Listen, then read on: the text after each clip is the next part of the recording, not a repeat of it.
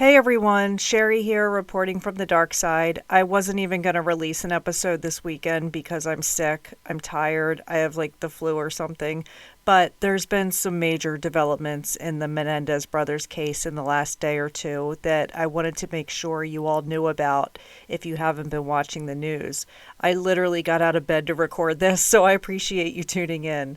This is not a formal episode, and the format is different from our regular episodes. I'll be presenting you with everything that's happened these last 3 days. I have never done any episode like this, and I likely won't do it again since I'm rushed. I just kind of threw this together as quickly as I could. If you're unfamiliar with Erik and Lyle's case, just go back to episode 53 where we go into the crime.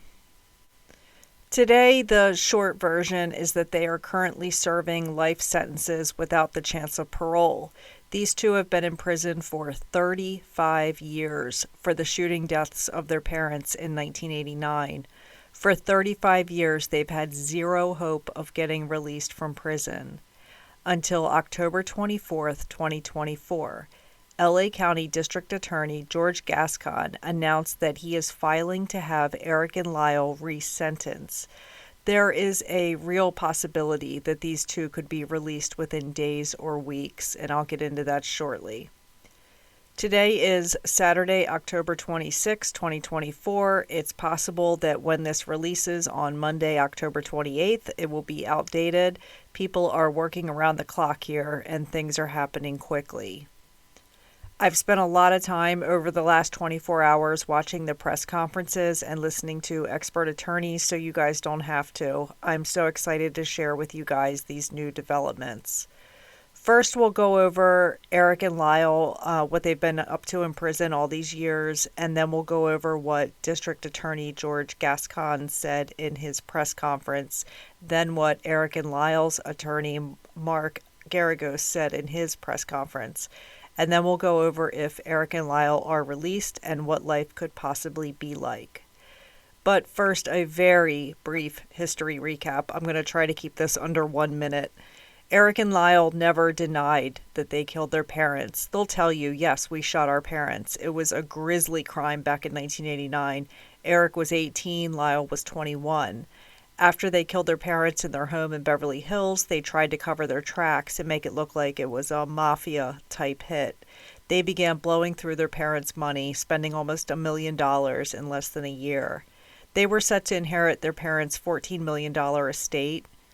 Then they're arrested, go to jail. They have a very public trial that was televised by Court TV. They claim the reason they killed their parents is because of years of sexual abuse endured by their father. Their mother knew about it and didn't do anything to stop it. It's ultimately declared a mistrial. They are retried and all the sexual abuse was thrown out. On July 2nd, 1996, they are found guilty of 2 counts of murder, one for Jose and one for Kitty. They are sent to prison for life with no chance of parole. They were together in prison for a short while before being placed in separate prisons. They were reunited in 2018 after being apart for over 20 years. Today they are both housed at Donovan Correctional Institution. Erik had been there for a long time and Lyle was transferred there. It was an emotional reunion for the two after being apart for so long. Today they have been in prison for 35 years. Some new evidence came out, such as a letter that was found in a storage facility that Erik wrote to his cousin Andy in 1988. He said that this stuff with his dad was still going on and he's scared, and this was 1 year before the murders. Also, a former member of the boy band Menudo claimed that Jose raped him in the 1980s when he was just 15 years old. Some of you listening are under 35 years old. They have been in prison for a very long time. Think of all the stuff that has happened in the world in the last 35 years. They were in prison for all of it. Erik and Lyle murdered their parents. They claim there was years of sexual abuse. In their court testimonies, they explicitly detailed the abuse. Erik was being raped by his father right up until days before the murders. Their mother knew about the abuse and didn't care enough to do anything to stop it. In the 90s, no one could believe these wealthy boys were capable of being sexually assaulted. That kind of shit didn't get talked about. In court, Lyle's prosecutor allegedly stated that men could not be raped because they lacked the necessary equipment to be raped. Erik and Lyle get sent off to prison for life, and not much is heard about them for decades. Suddenly, Gen Z comes along, and they learn about the Menendez brothers. Some even ask their parents about it.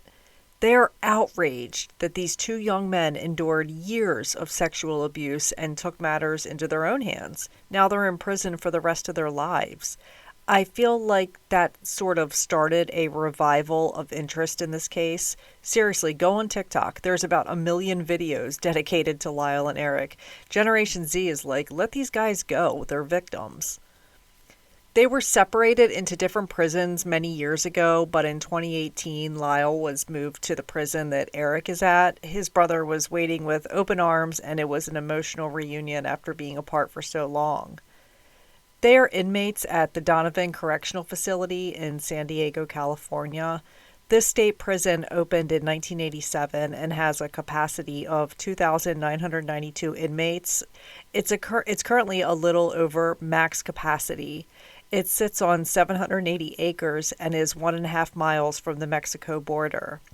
Erik and Lyle get 15 hours of yard time a week. There are a few famous prisoners there. There's Erik and Lyle. There's also Suge Knight, the former CEO of Death Row Records, who is serving 28 years.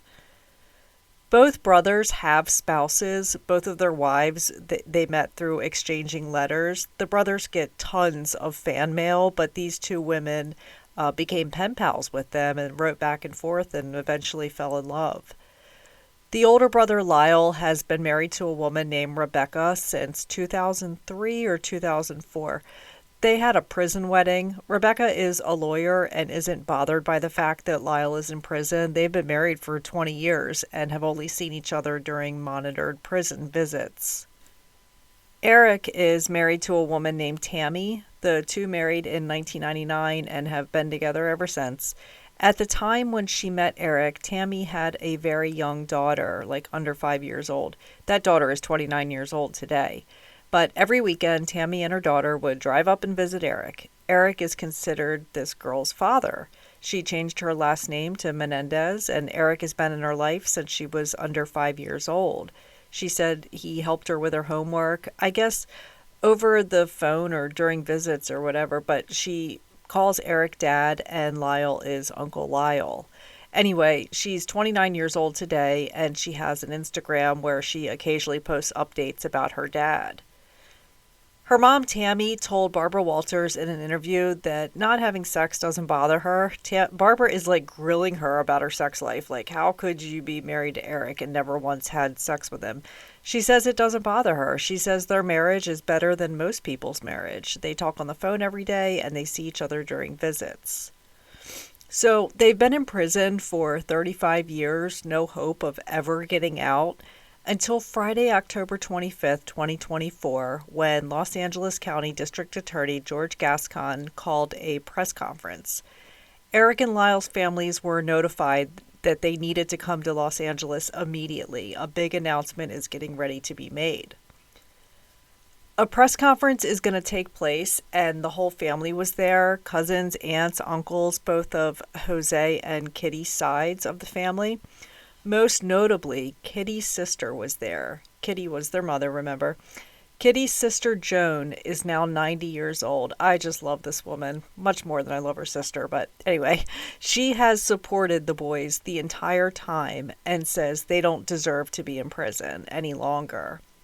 The press was mostly focused on her while waiting for Gascon to come out. She was sitting in a chair with the rest of the family, and cameras are going off like a mile a minute. This is Kitty's sister and a highly respected matriarch of the family. It takes a while for the press conference to get going. There's so many reporters and cameras from dozens of news stations all gathered in the Hall of Justice. Let's go over what this big announcement was. Before we get started, it's important to mention that George Gascon is up for re-election. His odds are not looking good. So his opposers will say that he's only pulling this last-minute Hail Mary as a way to get votes from the younger people. Gascon says that's not it. He says that is not the reason he's doing this. He explains why, and I'll get into that soon.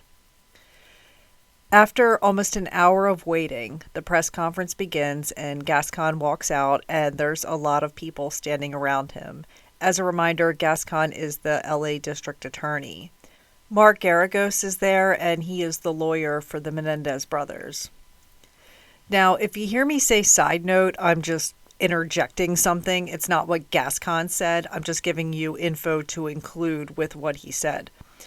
He starts off by saying this case has been reviewed by many people in his office for hundreds of hours. He says his office is divided and that there are folks in his office who believe the Menendez brothers need to stay in prison for the rest of their lives. That was the sentence they were given, and that shouldn't change.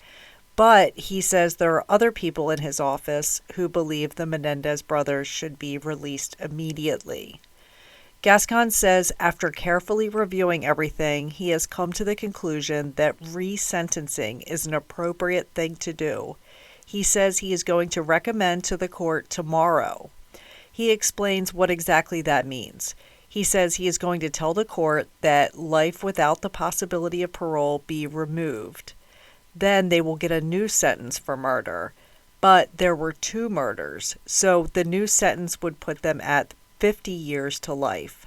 However, because they were 18 and 21, that puts them at under age 26, which would make them eligible for parole immediately. Basically, if you commit a crime under the age of 26, your sentence is different than someone over the age of 26. So they would have gotten 50 years to life, but being that they were so young, that would make them eligible for parole immediately. He says the reason why he's here today in front of everyone is because there was a recent documentary that brought out this ton of attention to their case. And side note, he's talking about the Netflix special. He says his office cannot keep up with all the letters and requests to have Erik and Lyle resentenced. He said this new documentary came out and his office got flooded.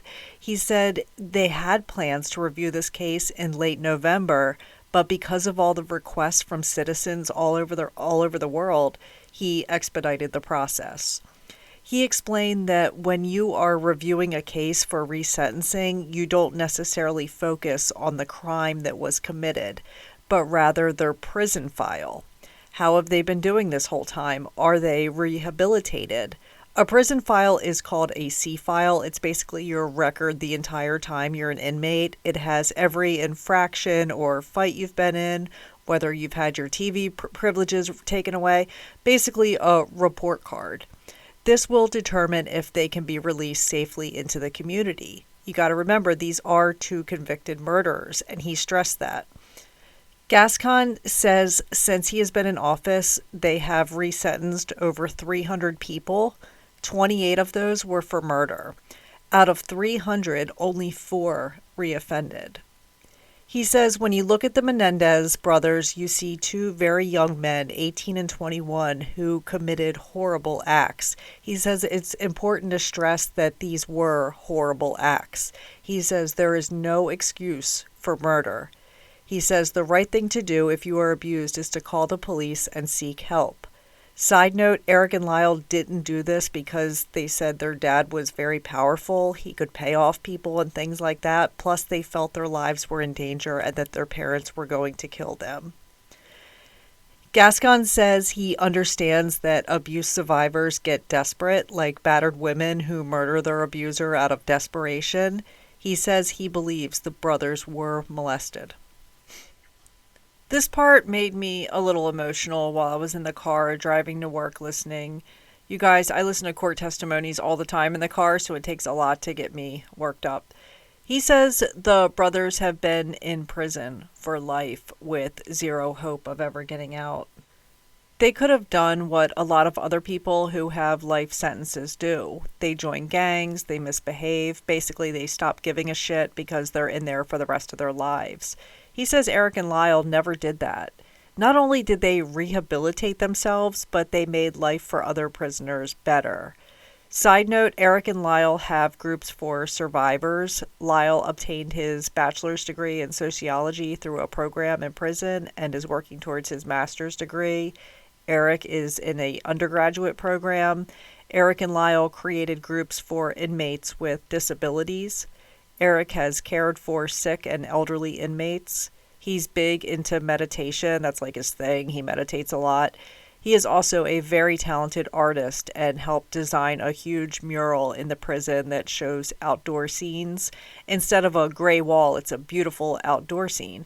Gascon stresses that they didn't just start doing this. They've been doing this a long time, all with zero hope of ever getting out. Gascon says he believes they have paid their debt to society. He says the system provides a vehicle for their case to be reviewed by a parole board. He says if the parole board agrees with his decision, they will be released. He says the case will be filed in court tomorrow. The final decision will be made by a judge. He says it's very possible that people from his office will be in court opposing their resentencing. Side note, that is not a common thing to happen. One of the legal experts for ABC News says it's extremely uncommon for an office to have members opposing what the district attorney is doing. Usually everyone is in agreement, so that's not a good thing, but they have the right to do that. Ultimately, it will be up to a judge. He will hear both supporters and opposers and make his decision. Gascon says he encourages those who do not agree to speak in court. He wraps up by saying he feels the brothers have been rehabilitated and are safe to be released back into society and they have paid for their crimes. He reiterates that he will be filing for resentencing tomorrow, which is Friday, October 25th. He reiterates that they would be resentenced to life with parole and could be released immediately. He ended with talk about the bias of sexual assault. He says that we are here for you. If you are a victim of sexual assault in this community, LA County, you can come for help. They will help you and evaluate your case for prosecution. That's something Erik and Lyle needed back then. He stresses you do not have to keep it to yourself. He then proceeded to summarize everything in Spanish for any Spanish-speaking media. Mark Garagos, who is the lawyer for the Menendez brothers, gave his own press conference afterwards. If his name sounds familiar, it's because he was Scott Peterson's attorney. His press conference was a little less formal, and he had the Menendez family standing behind him the whole time, including Joan, Kitty's sister, who is 90. She sat in a chair for obvious reasons. When I look at her, my God, I see a lot of Kitty in her face. Joan believes the boys were molested by their dad. I'm not sure her thoughts on if her sister is guilty, but she despised Jose. Mark starts the conference by thanking District Attorney Gascon for what he did today. He says to the critics of Gascon that this district attorney took their request seriously and not just because of an upcoming election. Mark says that he became their lawyer 18 months ago, and one question most people have for him when talking about this case is a question he's heard hundreds of times. What about Kitty? All he can say to that is that the entire family is in agreement that the brothers have done enough. They need to come home. They say enough is enough. He says today is a monumental victory on that path. Mark says that the DA filed for resentencing, and he explains what happens now. It goes in front of a judge. That judge will make the decision. The DA is just recommending. Side note, most judges and DAs usually agree. Mark goes on to tell all of the wonderful things Erik and Lyle have done in prison. He really made everyone feel good about the whole thing. He says Erik and Lyle have had letters of recommendation written by highly respected veteran correctional officers. These letters say not only are the two boys safe to be in society, but they would love to have them as their neighbor. He says their prison C-files were exemplary, and he has never seen such well-behaved inmates. He tells the media, if you want a Menendez story, go to the prison and look at the green space that Erik and Lyle have helped with. Talk about how having paintings of nature around the prison helps inmates with behavior. He wraps up with a bunch of questions from reporters. One question that stood out to me is, remember how the family was like just informed about the resentencing recommendation and had like a few hours to get on a plane and drive to LA for this announcement. So someone asked, have you talked to Erik and Lyle? Like, do they know what is happening right now? There's no way to call them in prison to tell them. He couldn't answer that question due to attorney-client privilege, although I'm positive that someone in prison has told them to turn on the news. Mark says he is hopeful that the brothers will be released and he will be able to spend Thanksgiving with them. Someone asked about Milton, who is Kitty's brother. Milton is 92 years old. He released a statement that the boys need to stay in prison. I think he's the only family member to oppose their potential release. Mark didn't have much to say about him. When asked about how they will reintegrate into society, Mark says that for safety reasons he can't disclose that, but the family has a reentry plan for both of them. Also, they both have spouses who make a living. The two brothers will be fine once they're released. He also says Erik is in an undergraduate program and Lyle is working on his master's, so they'll likely continue that once released. Okay, that was a lot to take in. Since the press conference, we've learned that a judge has been assigned who will make that decision. He is the Honorable William C. Ryan of the Los Angeles County Superior Court. He is the judge that the brothers are going to find to be the best judge they could possibly have. Apparently, the guy is really progressive. He's described as open-minded and has no issue with reversing a previous judge's sentence. A report I read said that defense attorneys love this judge because he's super cool. According to reporting by the LA Times, this judge could say, okay, you're free, and the brothers could walk out of the courtroom. Or he could hold a hearing where opposers like Kitty's 92-year-old brother could speak their opinion. But all the supporters, which is the rest of the family, could be there as well, stating why they believe they should be released. The parole board could weigh in. The parole board only really cares about their prison record, which is immaculate for both brothers, so that would have influence. Now, it's totally possible that the governor of California, Gavin Newsom, can reject the board's decision and they're never getting out. That can be appealed, though. The governor of California has done that before. I don't feel like researching it right now, but it was someone in the Manson family. She was all set to be released on parole, and Governor Newsom was like, nah, get back in your cell. According to the Menendez family, Erik and Lyle are cautiously optimistic. They, of course, are excited to be released possibly in the coming weeks or months, but they know there's a small possibility they won't be. I did read a tabloid article that someone had spoken to an insider at the prison, and they're all saying Erik and Lyle are like rock stars there. They are basically treated like royalty amongst the inmates. A lot are asking if they can have their possessions, like their TVs and notebooks and things like that. I also read the security is very high currently at Donovan Correctional Facility because of the two of them and all that is going on right now. They have extra guards outside so no inmate would attack them or something to make a name for themselves. Plus, there's media camped out around the clock.